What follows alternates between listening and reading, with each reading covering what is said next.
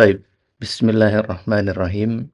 Alhamdulillah wassalatu wassalamu ala Rasulillah wa ala alihi wa man walah. Ikhwani fiddin, kita lanjutkan kembali pelajaran Mustalahul Hadis dari kitab At-Taqriratus Saniyah yang merupakan syarah dari matan Al-Manzumah Al-Baiquniyah.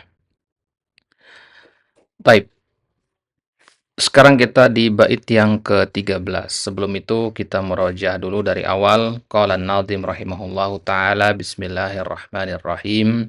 Abda'u bilhamdi musalliyan ala Muhammadin khairi nabiyyin ursila. Wa dhi min aqsamil hadithi iddah wa kullu wahidin ata wa haddah. Awwaluha as-sahih wa huwa mattasal isnaduhu wa lam yusadda aw yu'al. Nah, ini bagian hadis yang pertama yaitu as-sahih. Ya, yang warna merah. Warna merah ini adalah jenis hadisnya ya, atau pembagian hadisnya. Yarwihi adlun dhabitun an mithlihi mu'tamadun fi dhabtihi wa naqlihi. Wal hasanul ma'rufu turqan wa ghadat rijaluhu la kas-sahih ishtaharat. Wa kullu ma an rutbatil husni qasur fa huwa ad-dha'if wa huwa aksaman kusur. Wa ma udifa lin nabiyil marfu'u wa ma li tabi'in huwal maqtu'u.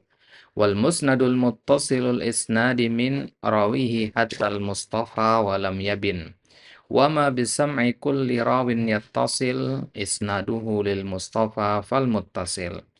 Musalsalun kul ma ala wasfin ata mithlu ama wallahi ambanil fata. Kadaka qad haddatsanihi qa'ima aw ba'da an haddatsani tabassama. Azizu marwi itsnaini aw thalatha masyhuru marwi fawqa ma thalatha. Mu'an'anun ka'an sa'idin an karam wa mubhamun ma fihi rawin lam yusam. Baik, sekarang kita di bait yang ke-13 di bagian ajaznya, yaitu qaulun nazim wa mubhamun ma fihi rawin lam yusam.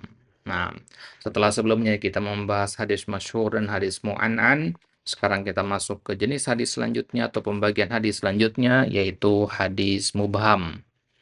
Nah, kata nazim di sini, hadis mubham itu adalah ma fihi rawin, sebuah hadis yang di dalamnya ada seorang rawi lam yusam, yang tidak disebut namanya.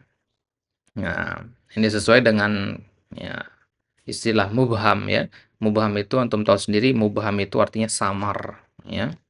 Nah, para ulama mustalah itu mereka mendefinisikan hadis mubham itu, mereka mengatakan ma waqa'a fi isnadihi au matnihi syakhsun ghairu musamman.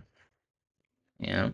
Kalau di kitab-kitab ya mustalah itu akan temukan definisi hadis mubham itu adalah ma waqa'a fi isnadihi au fi matnihi syakhsun ghairu musamman. Sebuah hadis yang di dalam sanad atau matannya terdapat seorang perawi yang tidak disebutkan namanya.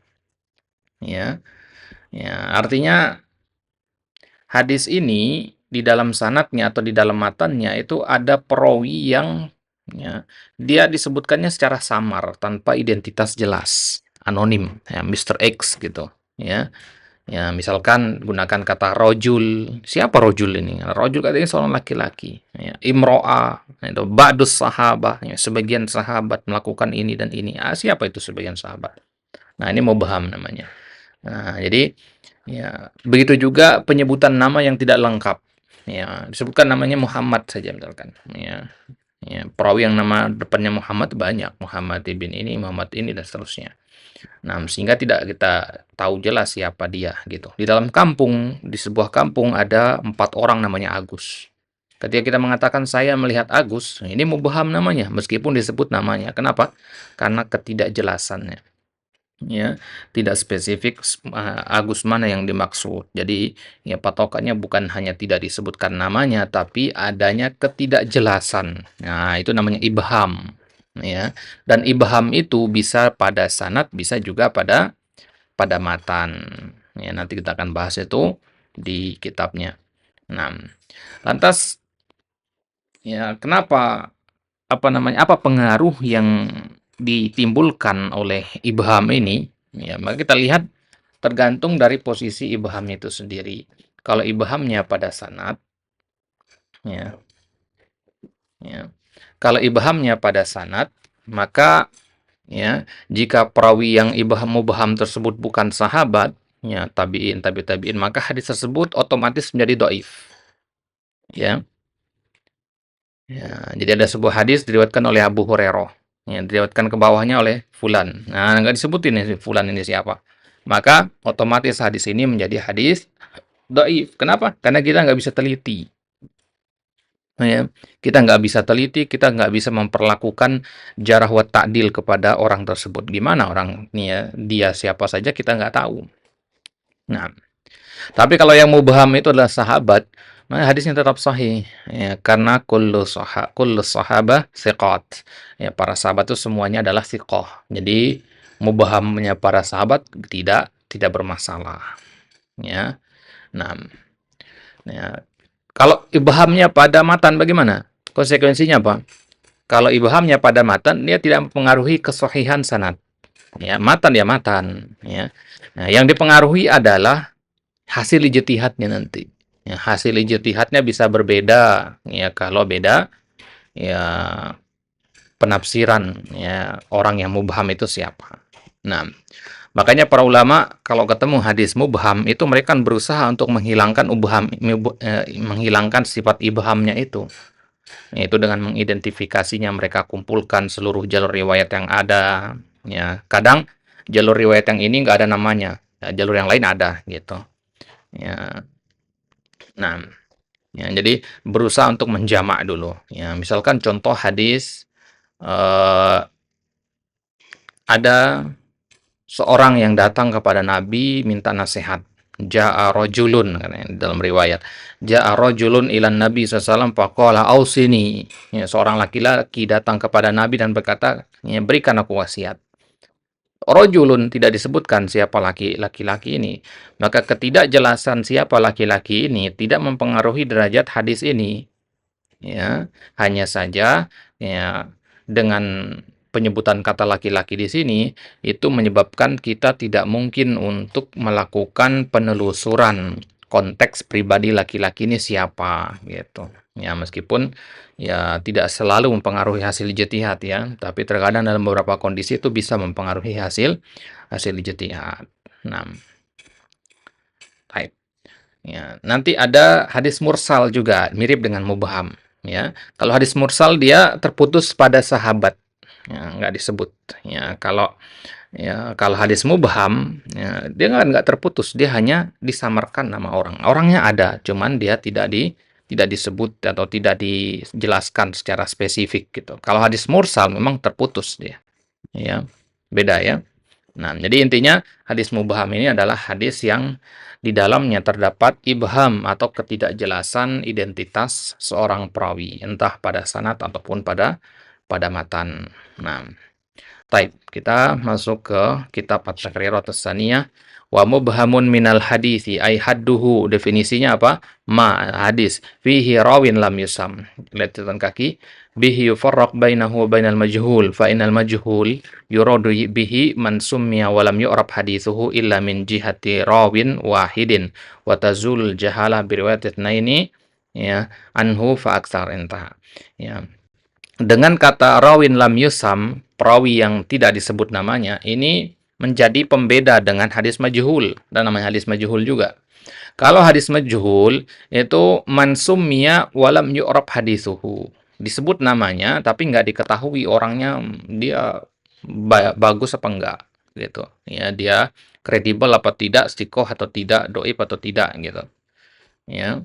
Nah, ya, tapi ya, ketika kita lihat jalur yang lain, jahalanya hilang. Ya, jahalanya hilang itu artinya ya kita jadi tahu orang itu siapa gitu. Ya, di jalur ini disebutkan namanya Muhammad. Ya, nah, ini masih majhul. Ya, Muhammad siapa ini? Ya, ada namanya kan disebutkan Muhammad.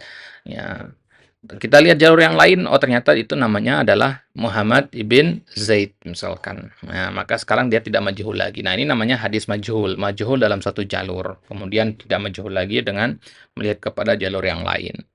Nah, itu bedanya antara hadis majhul dengan hadis mubham, ya. Kalau mubham memang nggak disebut namanya, ya.